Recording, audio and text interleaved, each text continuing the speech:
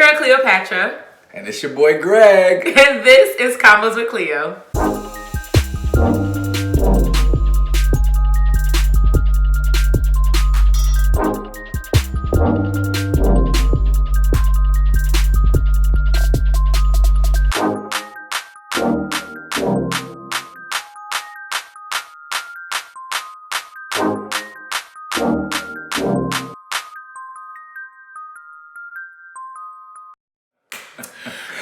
So today is such an amazing day. One of my best friends in the whole wide world, Gregory, with me. Yes. Me and Gregory have literally been friends since third grade?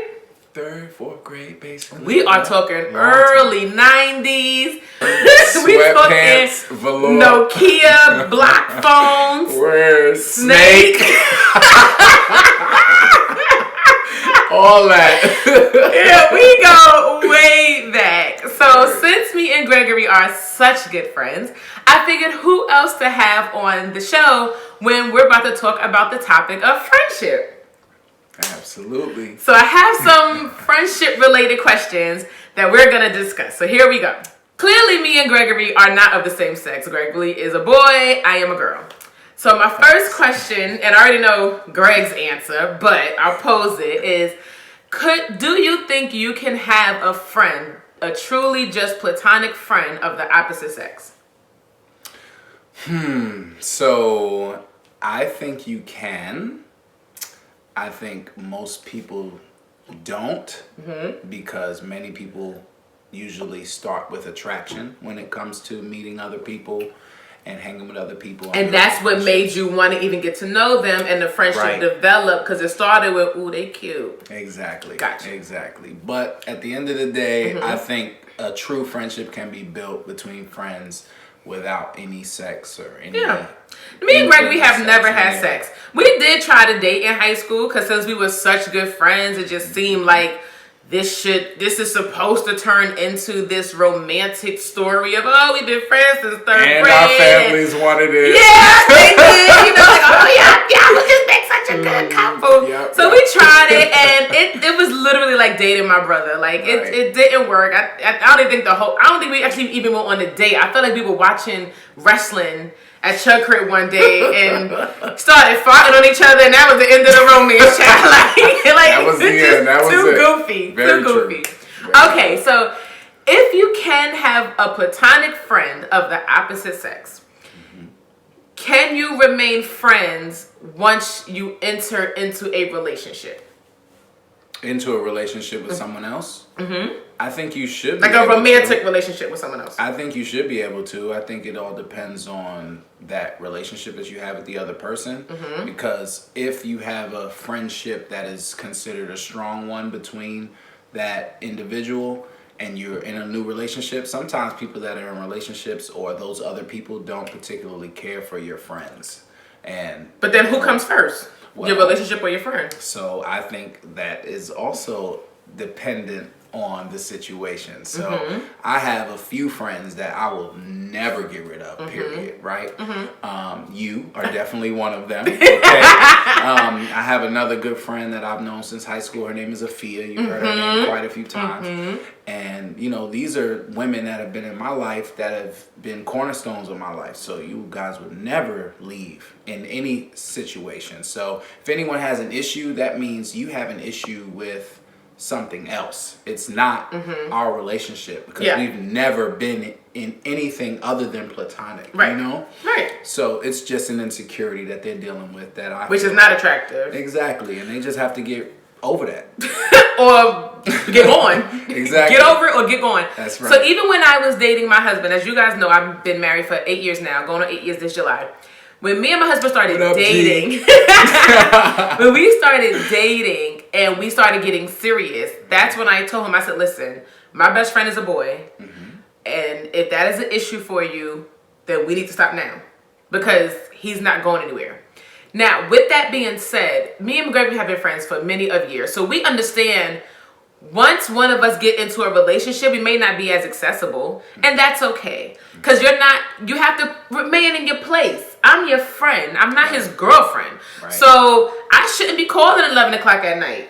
Exactly. You know what I'm saying? I shouldn't be, if I would say I was single and pregnant and we friends, I shouldn't expect him to make my 3 a.m. ice cream runs if he in a relationship. Right. So I feel like if you stay in your place and you stay within your boundaries, then no one should have an issue. That's what I was waiting for. With boundaries. What you're doing. Boundaries. And I think, if I remember correctly, I think that's what G said. He was like, I mean, I've never met Gregory yet. Sounds like a good guy. And as long as everybody knows their roles, it shouldn't be an issue. If you was with somebody and they flat out gave you an ultimatum. Now let's assume you've been with this person for a while. You've mentioned your friend's name. So they know of this friend. They've even met the friend. But they say, listen, it's just something I just don't like. Not that I don't like your friendship, but I want you to fall back. And I mean, when I say fall back, I mean like talk to her like twice a year. Like hit her with a birthday text and a Christmas text. Like I don't want y'all talking and texting and hanging out. Would that be okay? I think it depends on the person. That you're with or the friend that they're telling you to leave? It depends on, well, no, the person that I'm with, they take precedence. But at the end of the day, it depends on the relationship that I have with that individual. Gotcha. As to whether that's something that I would do. Because, you know, depending on the relationship, you know, like you was talking about with boundaries earlier, sometimes some people have different boundaries than others, right? So I will be understanding enough to curtail some of my communication. Because if that's your real friend, I don't need to talk every day to remain and that's the thing with most of my friends, you already know, we don't talk every day. But when we're together, it's like we haven't missed a beat, you know? And that's how the majority of my friends work. Like, they already know. Yeah. I don't speak to y'all every day. You don't have to. I don't have to. Exactly. So I never have that issue. It's only when there's an apparent issue and then there's an ultimatum that's made. First of all, one, I'm not good with ultimatums. Okay? So if that's you not know the way me, to come at you. Don't come at me with an ultimatum. Because then I'm just going to be like, all right. All right. I guess don't do it. I just don't want to do it. Just because you decided to make it an ultimatum. So I'm just not going to do it. But I'm just not a fan of that personally. I feel like if there's an issue, then we need to address it, right? Okay. If you are saying that you have an issue simply because you don't know who that person is, well, let's change that. Exactly. Right. Let's go out. Let's have a good time. Right.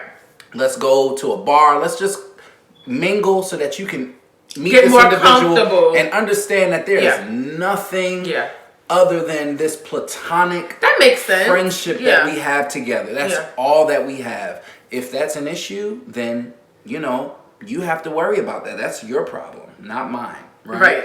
And I'm not going to end a friendship simply because that's what you want. Like, I'm not going to do that. Not. Because if you could do that, then I would beg the question, were y'all ever really friends? Like true friends. Exactly. Not acquaintances, not we busted up, we have a good time, we together. But if that's your true friend, I think it would be hard pressed for you to drop them for a relationship. Right, exactly. It would be and hard that's to the do thing, that. It's like, first of all, that is the first sign to me of dysfunction, and that's a red flag, right? When people start trying to push you away from the things that help make you in your life, that make you better, then you start to reevaluate. Especially if they're not a toxic friend. Exactly. You don't leave from their house always angry or frustrated or depressed or sad or needing 10 drinks. They're not bringing any negativity to your life. Then you're not saving me. You're just taking away something that's not even an issue. Me. Right. Exactly. Now, on the friend side of things, your friend gets with someone who you feel in your heart and your gut is not right for your friend at all. Your friend is always sad. They just don't seem happy. But for whatever reason, your friend is like, but I don't want to leave them. For whatever reason, I'm going to stick it out. It'll change. It'll get great. They got their good days. Then they got their bad days. And at first you're like, I rock out with you because you don't think it's going to last anyway. This ain't going to last. I know my friend. They're going to come to their senses sooner or later. This will be gone. But it keeps going. Few months turn into years. Your friend talking about they getting married. They want you to be their best man. Could you stand next to your friend in front of God and all the people and everyone else and help bless this union? If you know, now your friend know you don't like them because you're telling your friend, I don't think he the one, I don't think she the one, I rock out with you because you're my friend. I love you. Long as they ain't hitting you or putting a needle in your arm, you're not in no imminent danger. Right. And I respect your decision to let you do you. And then they say, well, I'm gonna marry him or marry her, and I want you to be there. I know y'all don't get along because they know you don't like. They know the spouse and you as the friend know y'all don't like each other. Right. But y'all bounded by the friend in the middle. Mm-hmm. It's marriage time. Mm. You that best man? That's tough. I think at the end of the day, if they wanted me there as their best man, first of all, if I'm a best man at any wedding, that means I really, really care about that person, right? So you gotta go through fitting. You gotta go through all of that, and possibly the bachelor party and all that good stuff. I mean, all that. So for me, like, that's a big deal, right? And if that happens to me, I feel that at the end of the day, it's about that relationship that I have with my friend. They decided that they wanted me a part of their experience, and I'm going to make their experience the best experience that they could possibly have, as much as I can, right? Listen, if he ain't or she ain't shit, that ain't got nothing to do with me. Okay, I didn't decide to marry them. Yeah, and you already know how I feel about it. Exactly. So you already know how I feel. I'm here for you because I'm here for you. It's gotta be tough. At the best man, or you have to toast. You're gonna have to make a toast. I'll make a toast to their union. I will, and I'll make a toast to their union. Is it gonna be a shady toast? It's gonna be 99.9% of my friend and 1% of the other person. Like, oh, okay, yeah, he's cool. Wonderful. Right. But you are amazing. That's shady toast. My friend has been the best friend ever. From the time they were born to the time they met so-and-so, they have been 100% true blue awesomeness. And I wish my friend nothing but the best in life. Nothing but the best. Hell, don't mention them at all. That's it. Cheers.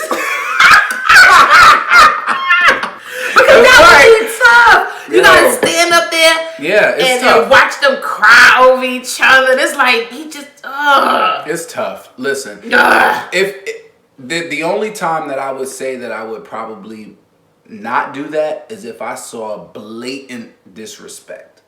Like if how bad is that relationship? You mean meaning I saw some verbal or physical abuse happen in my presence that I'm not okay with and that I'm not comfortable with. That is probably the only time where I would say you would turn that best man down. Would you still go to the wedding?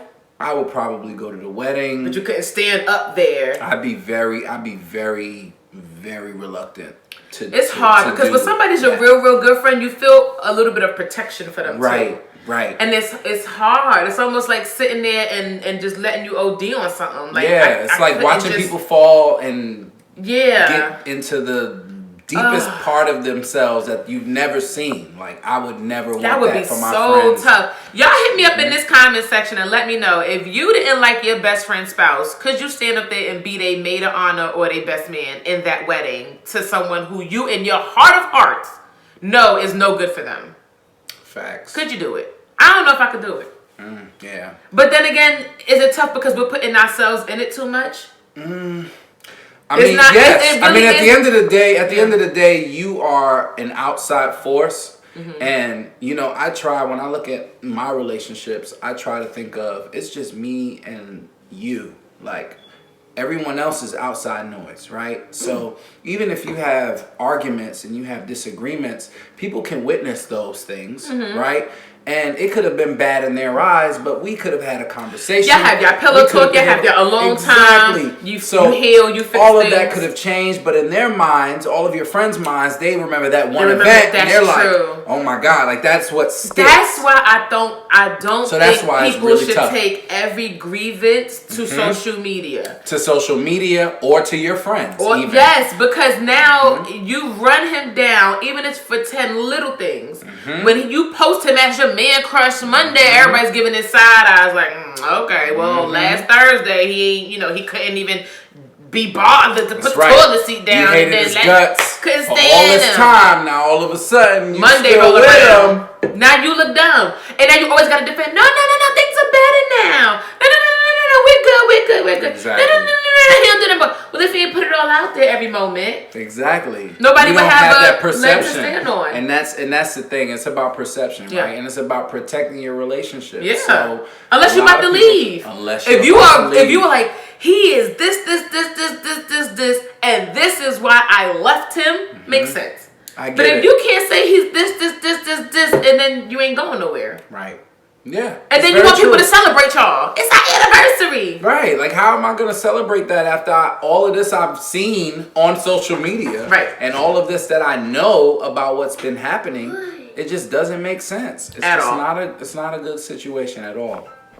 Well, Gregory, I want to thank you for coming over. Well, you didn't come over for this per se, but he still came over. He came on the channel. That's right. Oh, we got a little visitor. Look at this guy. Good job. Well, thank you guys so much for watching. Thank you much, Gregory, again. Thank you much, Gregory. Thank you so much, Gregory. Hi.